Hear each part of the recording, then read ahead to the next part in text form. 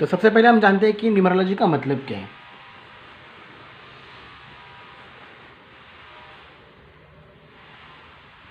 देखिए, न्यूमरोलॉजी का मतलब है study of numbers in your life, study of numerical value of letters in your name. आपके नाम में जो लेटर्स है उनकी न्यूमेरिकल वैल्यू की स्टडी को न्यूमरोलॉजी कहती है। आपके डेट ऑफ बर्थ में, आपकी दशाओं में जो नंबर्स हैं उन नंबर की स्टडी को न्यूमरोलॉजी कहती है। सिंपल है। तो किसी ने भी बोल दिया भाई तुम न्यूमरोलॉजी पढ़े हो, तो न्यूमरोलॉजी का मतलब क्या है? उसको बोलना study of numbers in your life, ये न्यूमरोलॉजी का मतलब है। तो न्यूमरोलॉजी में मेन अंक है 9 है, 9 नंबर्स मेन है। क्यों 9 नंबर मेन है? क्योंकि there are 9 total important planets in the universe. 9 ग्रह होते हैं जो इम्पॉर्टेंट है यूनिवर्स में। जैसे कि एक नंबर जो है वो सन को रिप्रेजेंट करेगा, 2 नंबर जो है वो मून को रिप्रेजेंट करेगा, 3 नंबर जो है वो जुपिटर को रिप्रेजेंट करेगा, 4 नंबर जो है वो राहु को रिप्रेजेंट करेगा, राइट। 5 नंबर जो है वो मरकरी को रिप्रेजेंट करेगा, नंबर 6 विनस को रिप्रेजेंट करेगा, नंबर 7 जो है वो केतु को रिप्रेजेंट करेगा, नंबर 8 जो है वो सैटर्न को रिप्रेजेंट करेगा, और नंबर 9 जो है वो मार्स को रिप्रेजेंट करेगा। कोई भी नंबर बुरा नहीं है। कई लोग कहते हैं कि 4 नंबर बहुत बुरा है, 8 नंबर बहुत बुरा है, अच्छा नहीं है, खराब है। ऐसा कुछ नहीं है। 100% कोई भी नंबर अच्छा भी नहीं है, 100% कोई भी नंबर बुरा भी नहीं है। 8 नंबर भी बहुत आपको लाइफ में एक्सपीरियंस भी देता है, अचीवमेंट भी देता है। Number 8 is a number of property. Okay, number 4 is also good number. It is also, अगर 4 नंबर नहीं है तो इंसान हार्ड वर्किंग नहीं होगा, प्रैक्टिकल नहीं होगा, लाइफ में पैसा प्रॉपर्टी जोड़ नहीं पाएगा। तो सब नंबर जो है वो इंपॉर्टेंट है। 100% कोई बुरा भी नहीं है और 100% कोई अच्छा भी नहीं है। अपने अपने सबके एक इंपॉर्टेंस है, अपने अपनी ट्रेड्स है नंबर के, ठीक है। तो इस तरह से अगर किस फॉर एग्जाम्पल किसी की डेट ऑफ बर्थ है 20 मार्च 1984, तो न्यूमरोलॉजी में 3 नंबर जो है डेट ऑफ बर्थ में वो इंपॉर्टेंट है। पहला जो नंबर है वो है कार्डिनल नंबर, कार्डिनल नंबर। दूसरा जो नंबर है उसे कहेंगे हम बेसिक नंबर, और तीसरा जो है नंबर उसको हम कहेंगे डेस्टिनी नंबर।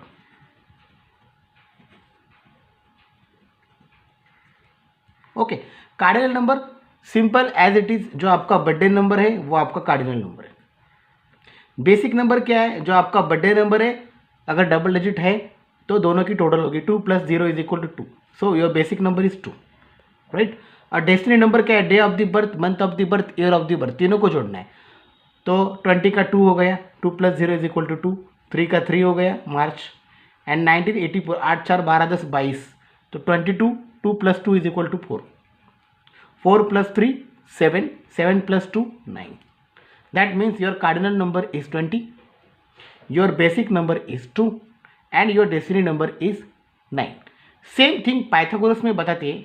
पाइथागोरस में बताया गया है कि योर बर्थडे नंबर और basic number is your life force number. Your basic number is life force number in Pythagoras numerology system, and destiny number is talent number.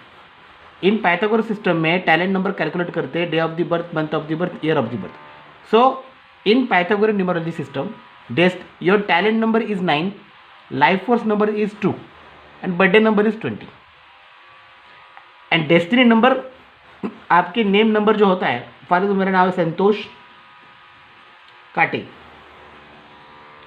तो 1 1 5 2 6 1 8 2 1 2 5 7 9 15 16 16 4 20 24 /6 2 + 2 4 5 5 10 1, so 6 + 1 = 7। This is your destiny number. So Pythagoras numerology system में आपका जो name number है उसको बोलते हैं destiny number, और ये जो इंपॉर्टेंट नंबर है जैसे बेसिक नंबर को बोलते हैं लाइफ फोर्स नंबर, और जो तीनों को जोड़ के निकलता है day of the birth, month of the birth, year of the birth, इन तीनों नंबर को जब जोड़ के जो निकलता है उसे कहते हैं पाइथागोरस सिस्टम में टैलेंट नंबर। और टैलेंट नंबर आपकी इनबिल्ट क्वालिटी को शो करते हैं। हम लोग ग्रिड फॉलो करेंगे, ये वाली, ये वैदिक की ग्रिड है। 3 1 9 6 7 5 एंड 2 8 4। ये वैदिक न्यूमरोलॉजी ग्रिड है। हर नंबर जो है बिल्कुल इसकी प्लेसिंग सेम है, इसकी प्लेसिंग हिलने वाली नहीं है। ये प्लेन जो है वो इंटेलेक्चुअल का प्लेन है 319, 675 ये बिजनेस का प्लेन है, और 284 जो है वो हार्डवर्क का प्लेन है, स्ट्रगल का प्लेन है, राइट। 374 है ये आपके सक्सेस का प्लेन है, एंड 972 है ये आपके करेज का प्लेन है। 362 आपके एजुकेशन का प्लेन है, स्पिरिचुअलिटी का प्लेन है, और 954 है ये आपके एक्शन का प्लेन है। तो ये जो नंबर है ये फिक्स रहेंगे, ये हिलने वाले नहीं है। तो अगर किसी की डेट ऑफ बर्थ है, कोई भी एक डेट ऑफ बर्थ अगर आप लेते हैं, कोई भी एक date of birth, for example मेरे एक फ्रेंड है, उनकी डेट ऑफ बर्थ है, अब हम देखेंगे कि कैसे बनाते हैं, ग्रिड कैसे बनाते हैं। तो मेरी फ्रेंड की एक डेट ऑफ बर्थ है, हम लेते हैं, फ्रेंड की डेट ऑफ बर्थ है 13 जुलाई 1967।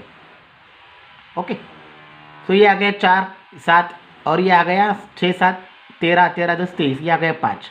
तो 4 4 + 7 11, और 11 + 5 16। तो 16 का क्या हो गया, 1 + 6 = 7।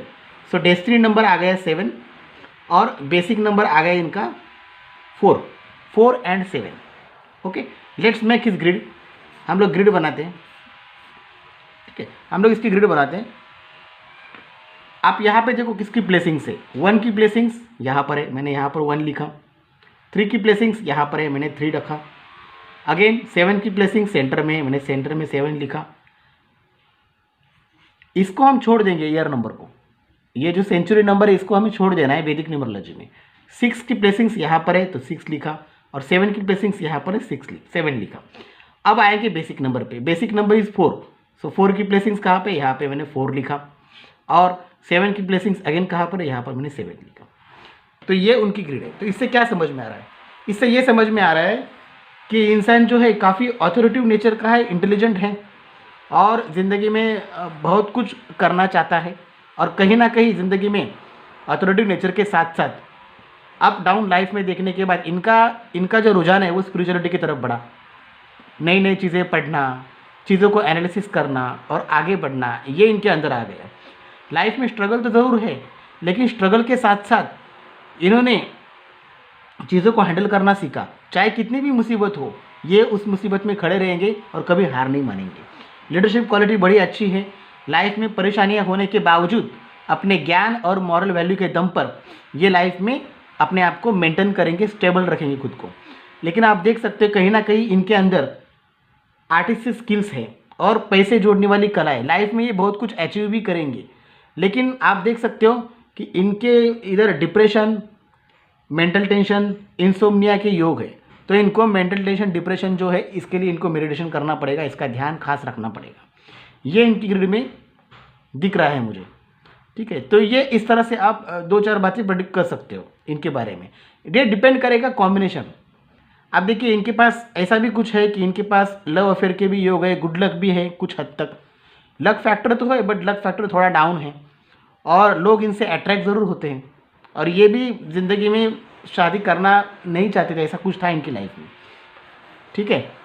तो ऐसा कुछ इनके मन में था कि शादी नहीं करना था इनको कुछ काम की वजह से, लेकिन कहीं ना कहीं तो वो करेंगे। लेकिन यहाँ पे दिख रहा है कि इनकी रिलेशनशिप प्रॉब्लम चल सकती है और ज़िंदगी में लॉसेस भी हो सकते हैं। लेकिन लॉसेस के बावजूद ये आदमी हारेगा नहीं, यह आदमी बहुत कुछ करके दिखाएगा।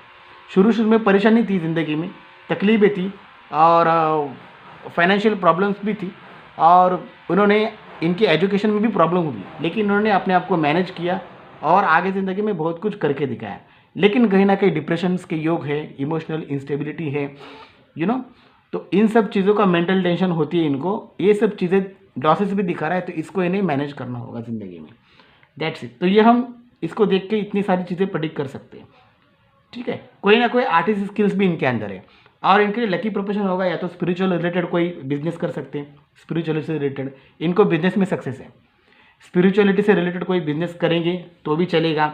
ये कोई ब्यूटी इंडस्ट्री से, ज्वेलरी इंडस्ट्री से, या किसी फैशन इंडस्ट्री से, या कोई ग्लैमर इंडस्ट्री के साथ बिजनेस करेंगे तो भी इनका बिजनेस चलेगा। ये इनकी ग्रिड में है। काफ़ी ऑथोरिटिव नेचर है इनका। ऑथोरिटिव नेचर के साथ साथ ऊपर से तो मतलब सख्त है, लेकिन अंदर से सॉफ्ट है, और काफ़ी अट्रैक्टिव ऑरा भी है, और बिल्कुल आर्टिस्ट स्किल्स है, मैग्नेटिक ऑरा है इनके पास कि लोग इनकी बातों से, इनकी स्टाइल से, इनकी बातों से कहीं ना कहीं लोग इनसे अट्रैक्ट होते हैं, राइट। और कहीं ना कहीं ज़िंदगी में रिलेशनशिप के भी योग है। लेकिन डिप्रेशन लॉसेस की संभावनाएं बहुत है। ऐदर वो लॉसेस रिलेशनशिप में हो सकते हैं, ऐदर वो लॉसेस फाइनेंशियली हो सकते हैं। तो ये सारी चीज़ें ये इनकी ग्रिड से हम देख सकते हैं। एक और हम ग्रिड देखते हैं। फॉर एग्जाम्पल मैंने एक डेट ऑफ बर्थ ली, ये डेट ऑफ बर्थ है 28 जुलाई 1977। यहाँ पर भी आप देख सकते हो इसका बेसिक नंबर क्या हो गया 1, और डेस्टिनी नंबर क्या हो गया 7 और 1 8, 7 7 14 10 24 6, 8 और 7 14 14 5।